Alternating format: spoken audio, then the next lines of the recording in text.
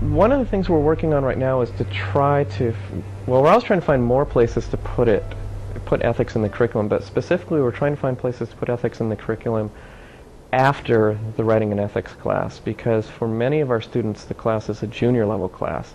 And if they have a full year of classes left, we don't want them to feel like, okay, we've gotten you to this point, now you can kind of forget about it. We don't want it to go away. It's been a little tougher to find places where it works in because of the types of classes we teach in the senior year and the fact that so much of it's concentrated on their senior project and some of our students are taking classes from other departments. So one place that we've put some information in is in our robotics and automation class. I've worked in a case study where a sociologist went and looked at the development of an early manufacturing automation project. And it's interesting because it's not an ethics paper, but when you bring up the code of ethics and the ethical theories, it has all sorts of ethical implications, and it has the obvious ethical implications that automation always has, of job displacement and things like that students need to discuss at some point. Then you can't pretend it's not there or not real. But it also brings in the interesting issues about the behavior of the engineers, because it really shows in some cases that they're working more for their own self-interest than for the interest of their company.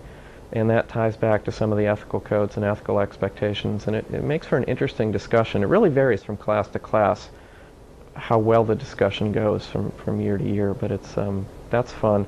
The other thing we're trying to get the students to do is to always consider the ethical ramifications and the environmental and social ramifications of their senior projects. And that's moving forward a little more slowly because they're working independently on their senior projects.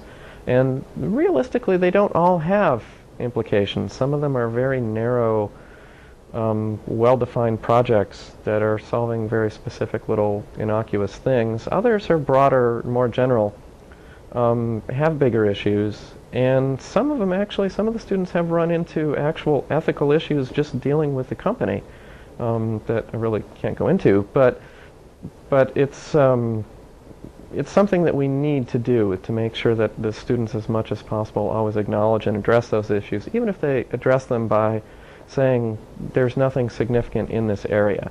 And it's a slower process than it might be, and I think we need to sit down and kind of brainstorm as where else can we put this in, how can we make this part of the upper level curriculum. We always have to balance off not hurting the technical content by bringing this in. It has to complement the technical content and not really take it away. And if you do it carefully, it will. But it doesn't work if you just say, all right, I'm going to drop a week of material and I'm going to just add ethics here. So it takes a bit of planning, and that part's moving slowly, but it's moving.